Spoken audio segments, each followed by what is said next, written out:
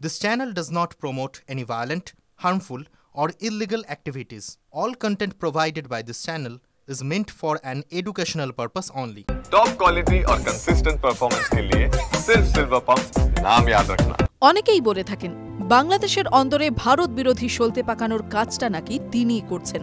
তবে সরকারি খাতায় কলমে তিনি একজন চিকিৎসক আর অনলাইন পরিচয় বাংলাদেশি অ্যাক্টিভিস্ট হিসেবে নাম পিনাকি ভট্টাচার্য। এবার সেই পিনাকি ভট্টাচার্যের বিরুদ্ধে সুর চড়ালেন তসলিমা নাসরিন। বাংলাদেশে তৈরি হওয়া অস্থিরতার জন্য তার দিকেই দায় ঠেলে দিলেন তিনি।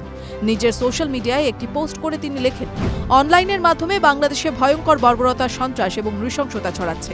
দেশের জাতীয় সম্পদ নষ্ট করছে পিনাকি ভট্টাচার্য। এই হিন্দু নামধারী ইসলামী সন্ত্রাসীটি গণতন্ত্র বিরোধী, মানবাধিকার বিরোধী, বাক স্বাধীনতা বিরোধী এবং নারী বিদ্বেষী।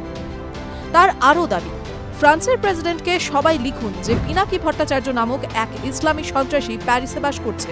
সে অনলাইনের মাধ্যমে বাংলাদেশে ভয়ের আবহ তৈরি করছে। তার বিরুদ্ধে রিপোর্ট বেশি হলে ফ্রান্সের প্রেসিডেন্ট কোনো ব্যবস্থা নিতে পারে। ইসলামী সন্ত্রাসবাদীরা সে দেশের কম ক্ষতি করেনি। আজ পিনাকি তার নিজের দেশে সন্ত্রাস করছে, কাল ফ্রান্সেও করতে পারে।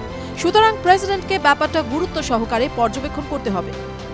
উল্লেখ্য, রাজশাহী মেডিকেল কলেজ থেকে নিজের MBBS ডিগ্রি নেওয়ার পরে পরবর্তী পড়াশোনার জন্য ফ্রান্সে চলে যান পিনাকি। এর দশক কয়েক পর সে দেশের রাজনৈতিক শরণার্থী হয়ে যান তিনি। তবে শরণার্থী হওয়ার আগে অনেকটা সময় বাংলাদেশের অন্দরে রাজনৈতিক কার্যকলাপে যুক্ত ছিলেন তিনি। ওয়াকিবহাল মহলের মতে বাংলাদেশে বরাবর হাসিনা বিরোধী কার্যকলাপ চালিয়ে এসেছে সে। এমনকি তার একাধিক ভিডিওতে কান পাতলে ধানমান্ডির বাড়ি ভেঙে দেওয়ার নিদান হামেশাই শোনা যাবে। অবশ্য সেই বাড়ি আপাতত আগুনে জ্বালিয়ে গুড়িয়ে দিয়েছে মৌলবাদীরা, আর তা নিয়ে ক্ষোভ চড়িয়েছেন তসলিমা।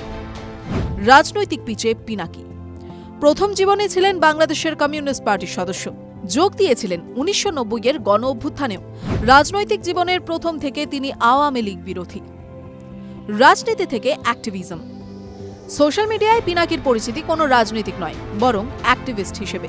2018 সালে যখন সড়ক নিরাপত্তা আন্দোলনের জেরে হাসিনার পুলিশের হাতে গ্রেফতার হন শাহিদুল আলম, সেই সময়কালেই পিনাকিকে তাদের সদর দফতরে তলব করে বাংলাদেশের গোয়েন্দা সংস্থা। বিপদ বুঝেই এক বন্ধুর হাত ধরে প্রথমে ব্যাংকক, পরে ফ্রান্সে গিয়ে রাজনৈতিক শরণার্থী হন তিনি। সেই থেকে ওই দেশেই রয়ে গিয়েছেন পিনাকি। প্রসঙ্গত, এই অনলাইন আন্দোলনকারীর মুখে কিন্তু শোনা গিয়েছে ভারত বিরোধী বার্তাও।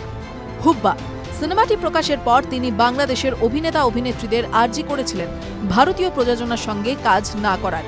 এমনকি বাংলাদেশের অন্দরে ভারতীয় পণ্যে বয়কটের দাবিতেও সুর চড়িয়েছিলেন তিনি।